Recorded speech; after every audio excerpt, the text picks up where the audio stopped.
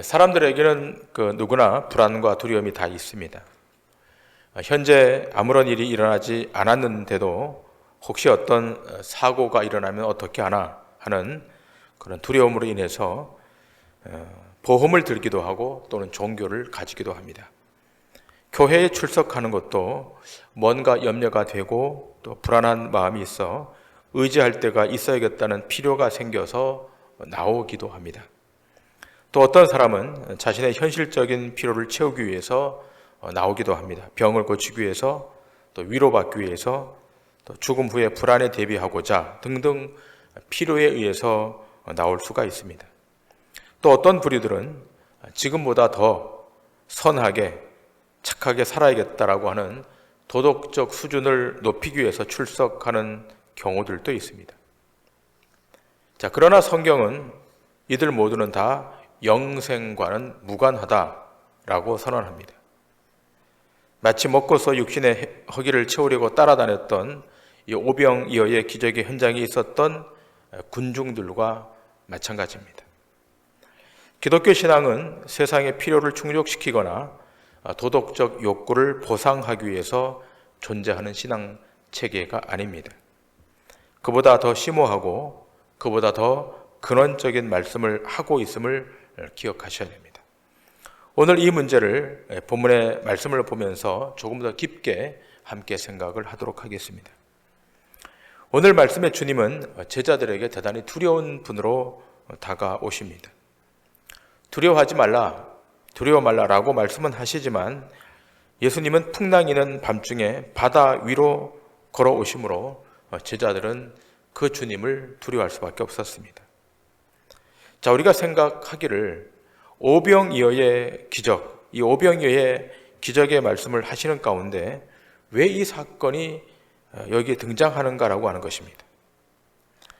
여러분, 지금까지 오병이어의 기적, 두 번의 강의의 말씀을 통해서 예수님이 어떻게 증거하시는지에 대해서 우리가 확인하지 않았습니까?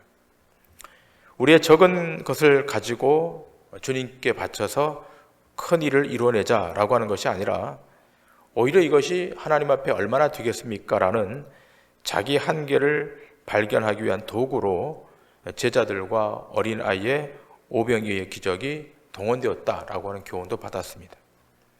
자, 그렇다면 주님께서 계속해서 자신의 살과 피를 주기 위하여 세상에 오셨음을 말씀하시면 되는데 왜 중간에 이런 사건이 여기 삽입되었는가? 라는 의문을 갖게 됩니다. 제가 본문을 여러 번 읽어봤지만 오병이어의 기적 이후에 예수님이 이 바다 위로 걸어오는 이 사건이 이 안에 삽입된 것은 참 이해가 되지 않았습니다. 자, 그래서 오늘 이 밤에 이 사건을 통해서 얼마나 이 안에 풍성한 하나님의 신비 또 하나님의 교훈이 들어있는지를 확인하고 오늘 우리에게 주시는 교훈을 받도록 하겠습니다. 자, 먼저 우리 본문을 읽었지만 본문을 다시 한번 보도록 하시겠습니다. 16절 이하입니다. 저물매 제자들이 바다에 내려가서 배를 타고 바다를 건너 가버나움으로 가는데 이미 어두웠고 예수는 아직 그들에게 오시지 아니하셨더니 큰 바람이 불어 파도가 일어나더라.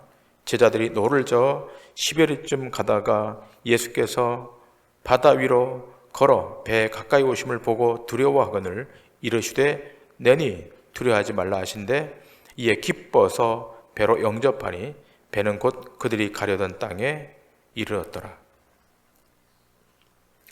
자, 오병이어의 그 사건으로 사람들이 억지로 예수님을 임금으로 삼으려고 하자 예수님이 제자들을 먼저 배를 타고 건너가라 이렇게 말씀하시고 자신도 산으로 피하여 들어가십니다.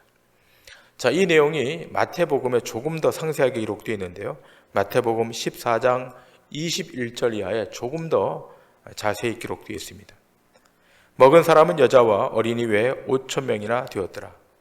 예수께서 즉시 제자들을 재촉하사 자기가 무리를 보내는 동안에 배를 타고 앞서 건너편으로 가게 하시고 무리를 보내신 후에 기도하러 따로 산에 올라가시니라. 저물매 거기 혼자 계시더니 배가 이미 육지에서 술이나 떠나서 바람이 거스름으로 물결로 말미암아 고난을 당하더라. 밤 사경에 예수께서 바다 위로 걸어서 제자들에게 오시니 제자들이 그가 바다 위로 걸어오심을 보고 놀라 유령이라 하며 무서워하여 소리 지르거늘 예수께서 즉시 이르시되 안심하라 나니 두려워하지 말라. 베드로가 대답하여 이르되 주여 만일 주님이시거든 나를 명하사 물 위로 오라 하소서 하니 오라 하시니 베드로가 배에서 내려 물 위로 걸어서 예수께로 가되 바람을 보고 무서워 빠져가는지라 소리질러 이르되 주여 나를 구원하소서 하니 예수께서 즉시 손을 내밀어 그를 붙잡으시며 이르시되 믿음이 작은 자여 왜 의심하였느냐 하시고 배에 함께 오르매 바람이 그치는지라. 배에 있는 사람들이 예수께 절하며 이르되 진실로 하나님의 아들이로소이다 하더라. 자, 마태복음에는 조금 더 상세하게 여기 기술되어 있습니다. 자, 예수님께서 오병이어의 기적을 행하시고 나서 제자들을 재촉해서 배를 태워 보내십니다. 왜 제자들을 재촉해서 보내셨을까? 제자들이 이 자리를 떠날 생각을 하지 않았기 때문입니다. 이 자리를 제자들이 떠나야 되는데 떠나지 않고 계속 거기에 있는 겁니다. 거기엔 이유가 있었습니다. 자, 이제 예수님이 왕이 되시면 자기들이 한자리 하는데 이런 분위기를 잘 살리면 뭔가 일이 되겠다는 생각을 했던 것입니다. 자, 누가복음 9장 46절 이하 이렇게 기술되어 있습니다.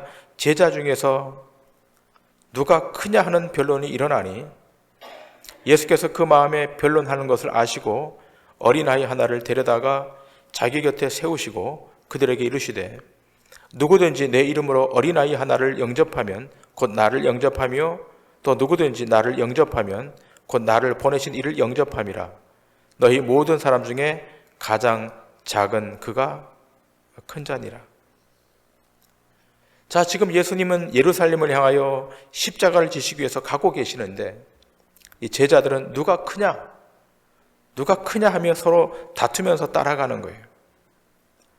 자, 제자들이 이 정도라면 예수님을 따랐던 대중들은 얼마나 더 했을지가 상상이 가고도 남습니다.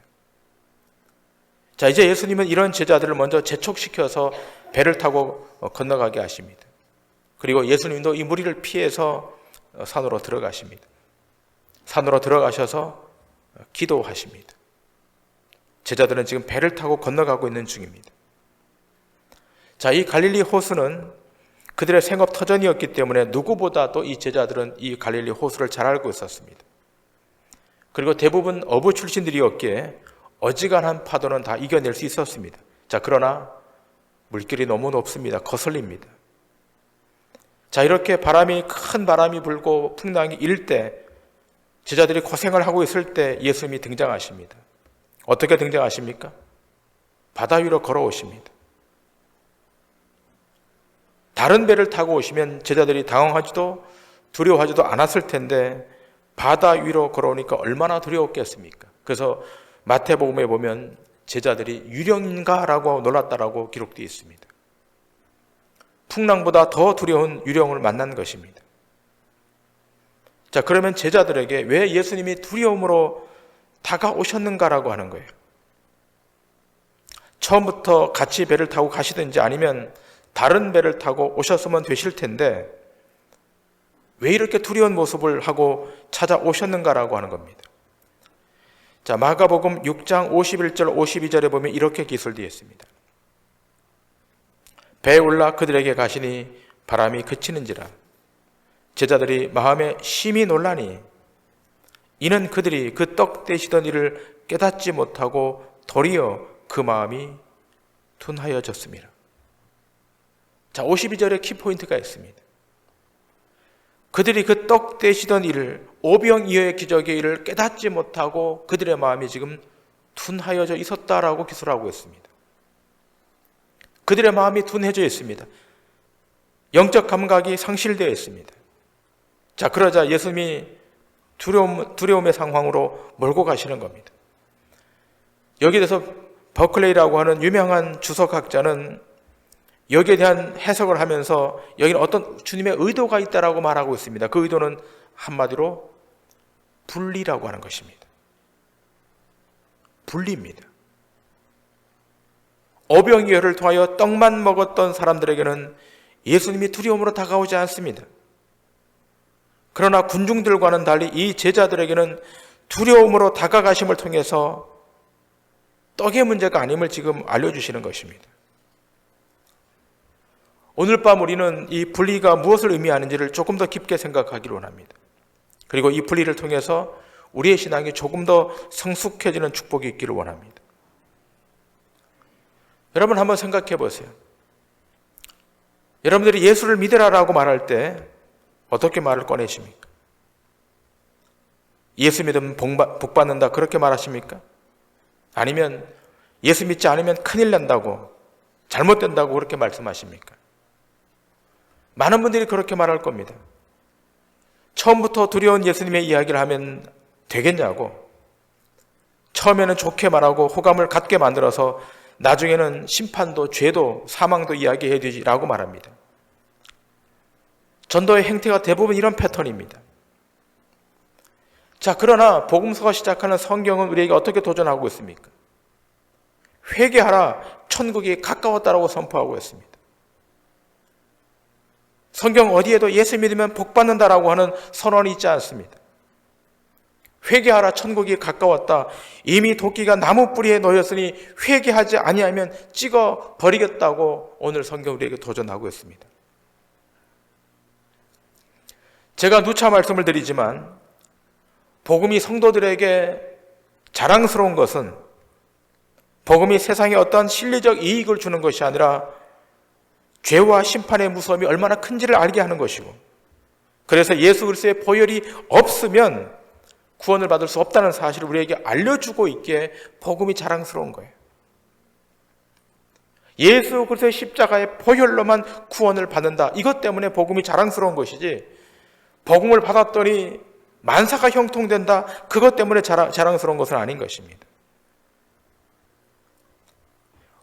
우리는 예수님을 말할 때 예수님을 사랑의 주님, 긍휼의 주님, 용서의 주님으로 말하는 경향이 있습니다. 틀린 것은 아닙니다. 사랑의 주님이시기에 내가 외로울 때 위로해 주시고, 힘이 빠질 때 힘을 공급해 주시고, 어려운 일이 있을 때 문제를 해결해 주시는 그런 예수님으로 이해하고 수용할 때가 많습니다. 그러나 가만히 생각해 보면 이러한 일들은 예수님이 아니시더라도 해결할 장치가 세상에 많이 있습니다. 예수님은 지금 그런 일을 해결하기 위하여 이 땅에 인간의 몸을 입고 오신 분이 아니십니다. 인간의 의식주의 문제를 해결해 주시기 위해서 이 땅에 오신 분이 아니십니다. 여러분, 누가복음 12장에 보시면 어떤 한 사람이 자신의 형이 유산을 가로챈 일로 인해서 예수님을 찾아오는 사건이 거기에 등장합니다. 이 사람이 예수님께 말합니다. 자기의 형에게 좀 말씀을 해주셔서 재산을 좀 나눠달라고 이렇게 요청합니다. 자, 그러자 예수님이 뭐라고 말씀합니까? 이 사람아, 누가 나를 너희의 재산이나 나누는 그런 재판관으로 세웠냐라고 강력하게 질책합니다. 누가복음 12장 13절 이하의 말씀을 보시겠습니다. 무리 중에 한 사람이 이르되 선생님, 내 형을 명하여 유산을 나와 나누게 하소서 하니 이르시되 이 사람아, 누가 나를 너희의 재판장이나 물건 나누는 자로 세웠느냐 하시고 그들에게 이르시되 삼가 모든 탐심을 물리치라. 사람의 생명이 그 소유에 넉넉한 데 있지 아니하니라 하시고, 내가 중간에 개입을 해서 너희들의 유산이나 나눠주는 그런 재판관으로 내가 온 줄 아느냐? 모든 탐심을 물리치라고 말씀합니다. 자, 이러한 강력한 주님의 질책이 있은 다음 우리 주님이 꺼내시는 메시지가 무엇입니까? 그 다음에 이어지는 16절 이하에 이렇게 기록되어 있습니다. 누가복음 12장 16절 이하에 이렇게 우리 주님이 비유로 말씀하십니다. 또 비유로 그들에게 말하여 이르시되 한 부자가 그 밭에 소출이 풍성하며 심중에 생각하여 이르되 내가 곡식 쌓아둘 곳이 없으니 어찌할꼬 하고 또 이르되 내가 이렇게 하리라. 내 곡간을 헐고 더 크게 짓고 내 모든 곡식과 물건을 거기 쌓아두리라. 또 내가 내 영혼에게 이르되 영혼아, 여러 해 쓸 물건을 많이 쌓아두었으니 평안히 쉬고 먹고 마시고 즐거워하자 하리라 하되, 하나님은 이르시되 어리석은 자여, 오늘 밤에 내 영혼을 도로 찾으리니 그러면 내 준비한 것이 누구의 것이 되겠느냐 하셨으니, 자기를 위하여 재물을 쌓아두고 하나님께 대하여 부요하지 못한 자가 이와 같으니라. 우리 주님이 비유로 말씀하십니다. 오늘 밤에 내 영혼을 찾으리니 그러면 내 준비한 것이 누구의 것이 되겠느냐. 여러분, 성경은 예수님 앞으로 무엇 때문에 나오라고 도전하고 있는 것입니까? 하나입니다. 하나. 영생의 문제입니다. 재산 때문이 아닌 거예요. 건강 때문이 아닌 거예요. 우리가 예수님 앞에 나오는 궁극적인 이유, 영생의 문제를 해결하기 위한 것입니다. 우리가 주님 앞에 올 때 무엇을 구해야 되겠습니까?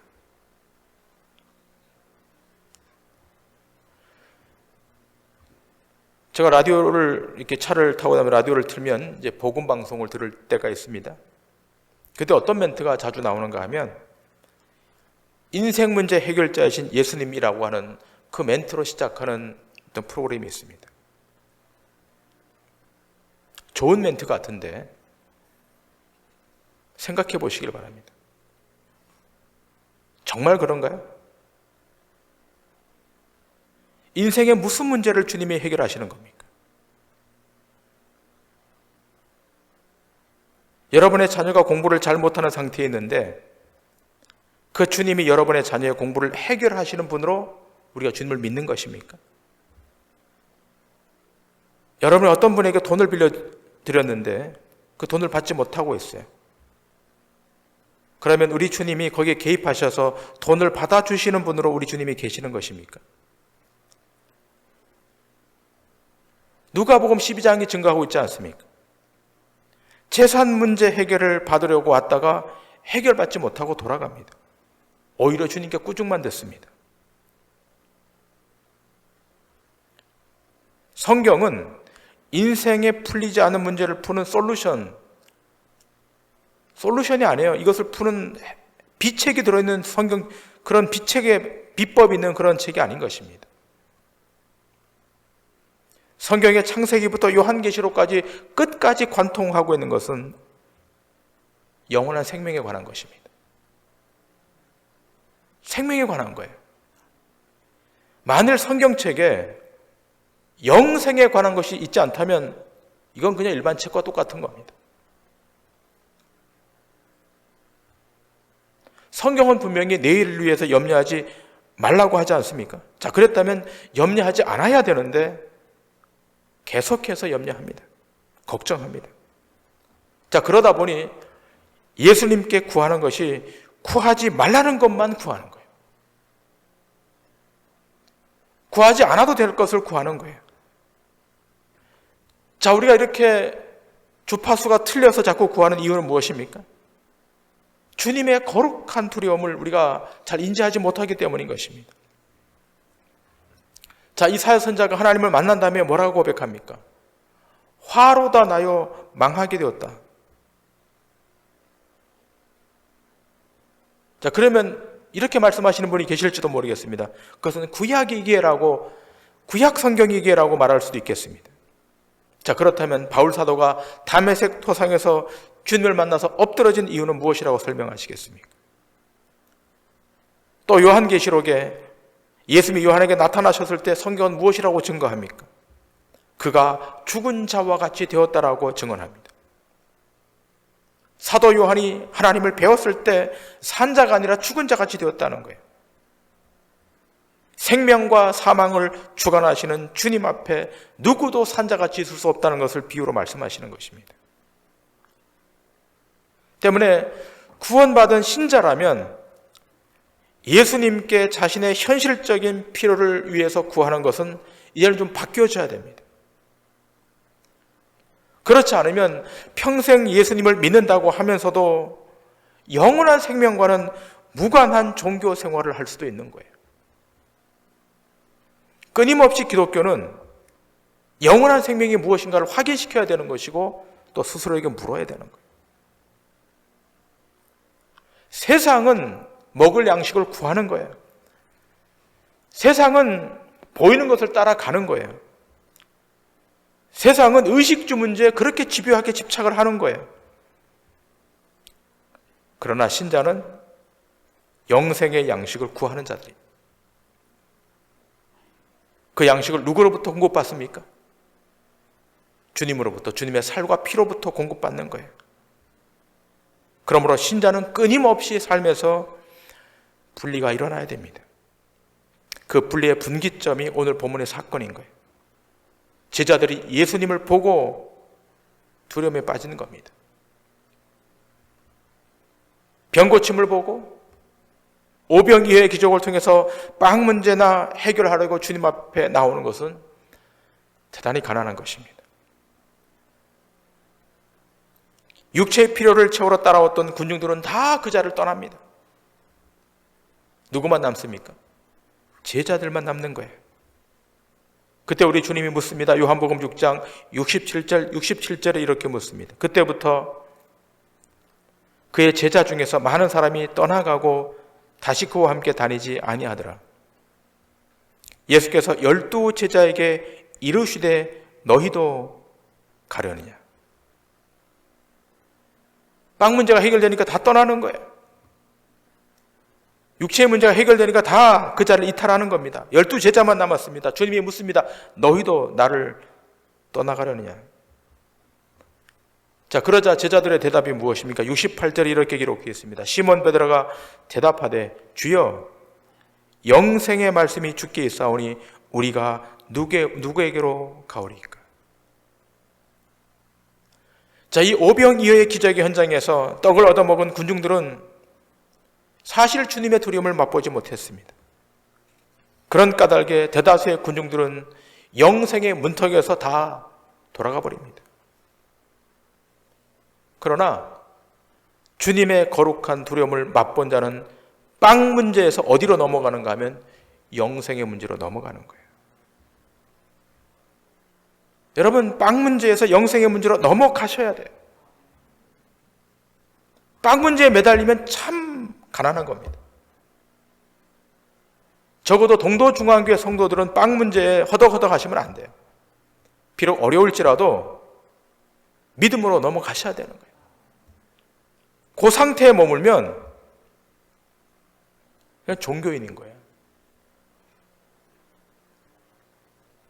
빵 문제를 해결해 주는 종교가 많아요. 인터넷 한번 검색해 보세요. 얼마나 많은지 몰라요. 그러나 기독교는 빵 문제에서 영생으로 넘어가는 거예요. 스스로에게 자문해 보시기 바랍니다. 우리가 예수님 앞에 왜 자꾸 나오는가? 인생의 문제를 해결하기 위해서 나오는가? 인생의 문제가 해결되는 그 문제라면 굳이 주님 앞에 올 필요가 없어요. 세상에도 이 문제를 해결할 여러 장치들이 있습니다. 외로워서 위로받기 위해서, 사랑받기 위해서 오셨습니까? 여러분 밖에 나가셔서 브루이트 한번 도와보시기 바랍니다. 그러면 한 방에 해결될 수 있습니다.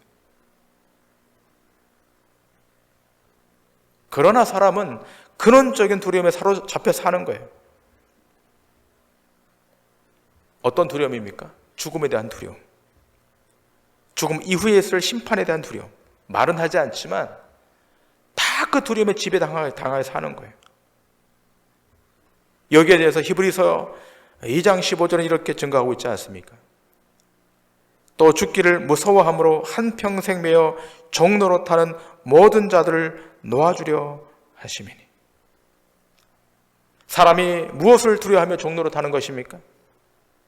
죽기를 무서워해서 일평생 사망의 권세에 종노릇하고 있다라고 말하는 것입니다. 자, 이런 자들에게 예수님이 어떤 모습으로 다가오시는 거예요? 사망을 이기신 모습으로, 십자가로 사망을 이기신 모습으로 다가오는 거예요. 그래서 우리는 예수를 붙드는 겁니다. 십자가를 붙드는 거예요. 그 안에 영생이 있습니다. 그 안에 생명이 있습니다. 그것이 확실하게 여러분 인생 가운데 인식되어야 되는 겁니다. 다시 말씀드리지만 여러분의 인생에 어떤 문제를 해결하기 위해서 여기 왔다면 사실은 잘못 오신 거예요. 주님 재림하실 때까지 그 문제는 안 풀릴 수도 있어요. 끝까지 안 풀릴 수 있어요. 그러나 우리가 한 가지만 해결하면 되는 거예요. 영혼에 관한 문제, 생명에 관한 문제. 이 문제에 대한 해답을 손에 쥐었다면 그럼 마지막에 승리하는 것입니다. 교회란 어떤 것입니까? 여러분 교회를 모이지 않았습니까? 교제하기 위해서 오셨습니까? 잘못 오신 거예요. 교회란 어떤 것입니까? 죽음을 극복한 자들이 하나님을 향해 찬양하며 있는 자리가 에클레시아 교회입니다. 죽음을 극복했어요. 한 손에 십자가를 붙들고 한 손에 죽음에 대한 승리를 붙드는 겁니다.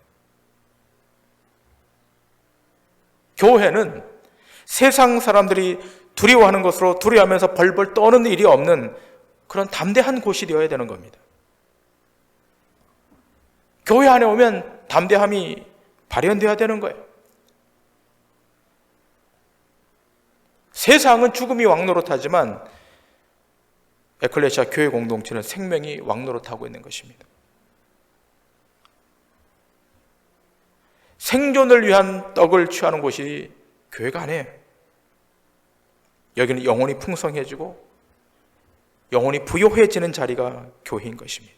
그리고 그것이 신자의 삶에 거쳐 이어야 되는 것입니다. 여러분의 삶의 자리가 영적으로 부요해지는 자리, 풍성해지는 자리이어야 돼요. 그러기 위해서 말씀 안으로 들어가셔야 됩니다. 기도하는 시간을 가지셔야 됩니다. 하나님 앞에 묵상하는 시간을 가지셔야 됩니다. 그럴 때 날마다 성령이 우리 안에 오셔서 우리를 얼마나 분발시키고 촉발시키는지를 알게 될 것입니다. 자, 이러한 주님을 우리가 바로 믿게 되면, 이렇게 세상과 분리가 되게 되면 이런 고백이 나오는 거예요.